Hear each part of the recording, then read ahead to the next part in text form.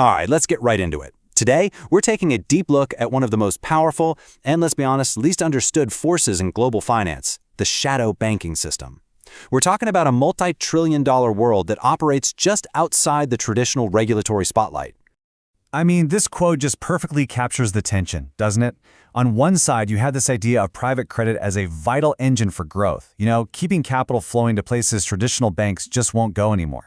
But on the other, there's this nagging fear of a fragile system building up massive risks in places we can't even see until it's way too late. So which one is it? That's the trillion-dollar question we're tackling today. Okay, so here's how we're going to break this all down. We'll kick things off with the big picture, how the financial system got here in the first place. Then, we'll zoom right into the engine room, looking at the mechanics and the stress points of this private credit boom.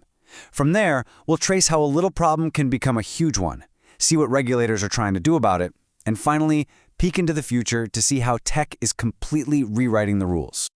All right, first things first. Let's frame this system. The term shadow banking sounds pretty ominous, right?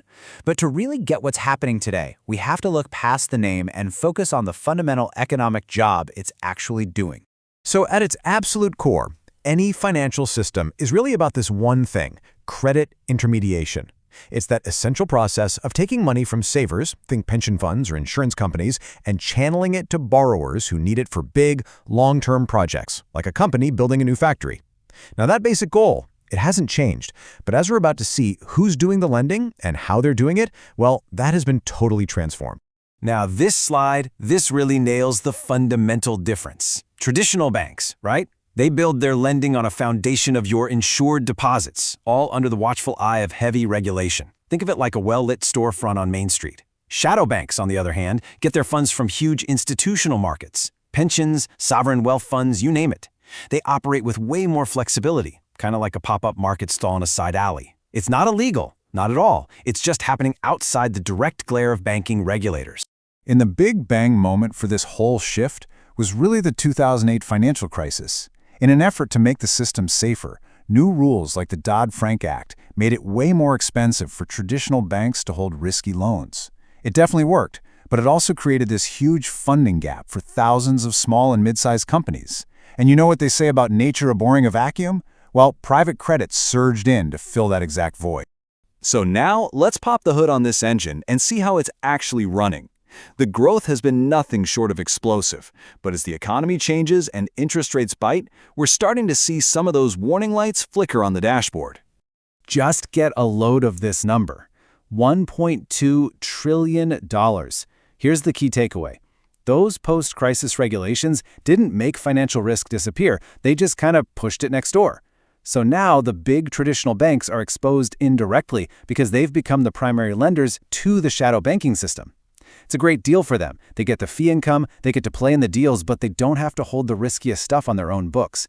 These two worlds are not separate, they are deeply, deeply connected. And this chart, man, it just hammers that point home.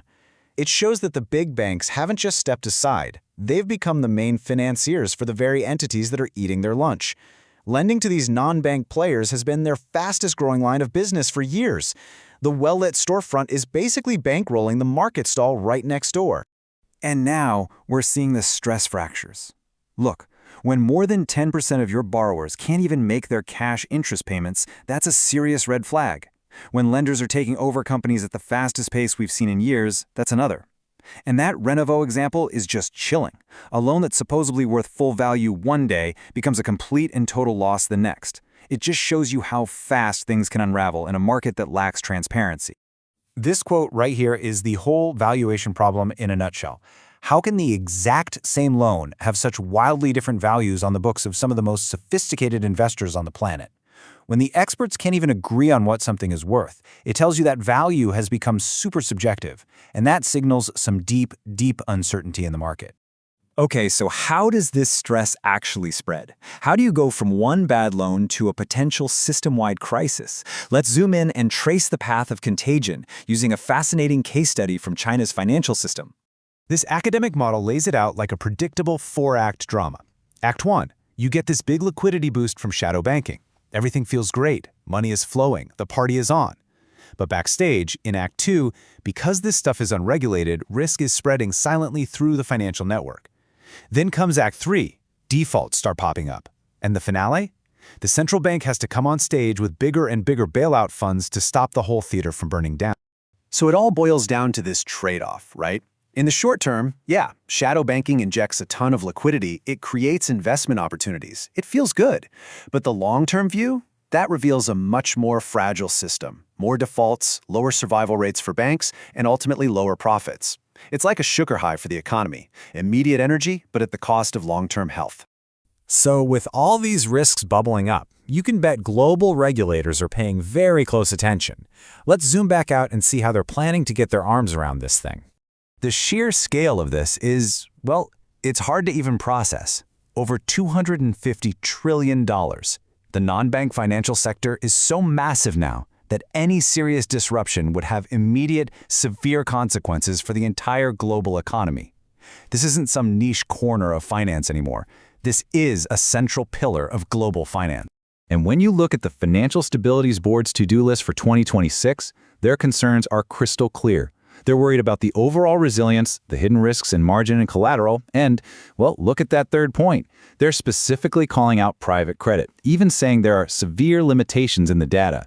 That's regulator speak for, we don't know exactly where all the bombs are hidden, and you can be sure they're going to find out. And this brings us to the final, fascinating piece of the puzzle. Because this isn't just a story about regulators playing catch-up anymore.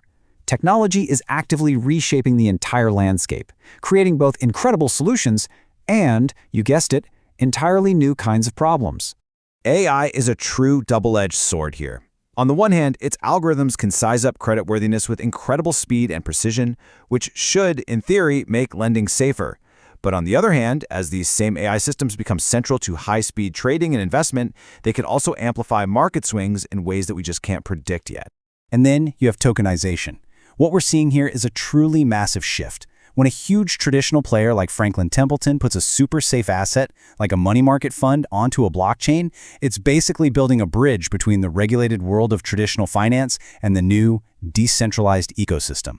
This is the system evolving right before our very eyes. Which, of course, brings us to the final crucial question.